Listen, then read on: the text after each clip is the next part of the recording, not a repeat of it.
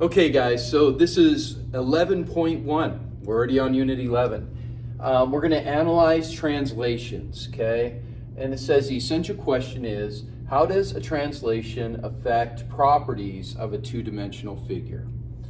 Okay, so translation, first we need to know what that is. It's moving a figure without changing its orientation. So in other words, I'm going to move this figure and I'm not going to change its orientation. You're going to see how I'm going to do that. I want to make sure you know this grid first. We've got our x-axis and we've got our y-axis, okay? This is our first quadrant. This will always be quadrant 1, and we go counterclockwise, quadrant 2, 3, and 4, okay? So remember, you have quadrants each time, so if I refer to quadrant 1, we're talking about this one, okay? So what you want to do is you want to draw this out.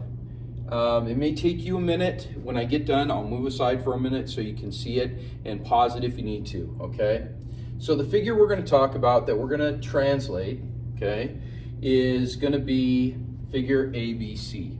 So right now, the coordinates of A is -3, 1. So 1, 2, 3, -3, right? -1, okay? Point B is -4, -3. So you can see how each one of these correlates. So the directions you're going to get, it will be like this: 7 right, 5 up. What you want to do is you want to focus on each one of our points, okay?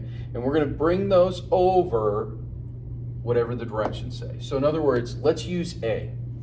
I'm going to go over 7 right and 5 up. So it goes 1, 2, 3, 4, 5, 6, 7, and then 5 up.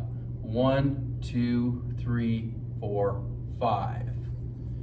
Now when we do this, this is A, and we put an apostrophe on, okay, so that we know that this is our second A, all right? Now we can virtually go through and do the other coordinates based on that. I mean, I would know that B is here and C is here, okay? And it would be B and C. But we want to make sure, just in case, we know if B's correct, then C's right. So we'll go from B and do 7 right, 5 up. 1, 2, 3, 4, 5, 6, 7. 1, 2, 3, 4, 5. So you see how that works.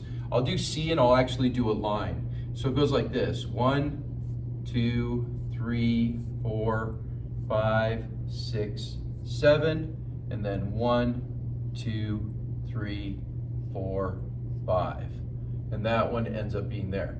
And so if you notice, this looks the same. The orientation didn't change, okay? We just translated it over, the translation went over, and it ended up being the same. Now, what's going to be tough is when you go through and do this, you're going to have to go through, okay, so what I mean by orientation didn't change, it didn't end up being like this. This would be changing the orientation. Do you see that? See how it would be turned left to 90 degrees. So the orientation did not change, you just simply move the shape, okay? Now what you're going to have to do when you do this is you're going to have to name each one of these points. So in other words, I would put A apostrophe, and then I'd say, okay, let's look at this. 1, 2, 3, 4. So that's 4, comma, 1, 2, 3, 4. So the coordinates of A apostrophe is 4, 4. Okay, so we go to B, and the coordinates would be 1, 2, 3, 1, 2. So 3, comma, 2, and then for C, it would be 1, 2, 3, 4, 5, 2. 5, comma, 2. So oftentimes in some of the questions, they're going to ask you to actually say, what are the coordinates, the new coordinates, okay? And you're going to have to know what those new coordinates are. So you're going to actually have to graph it out. So that's why I was recommending the other notebook. If you don't have any graph paper, make sure you pick some up.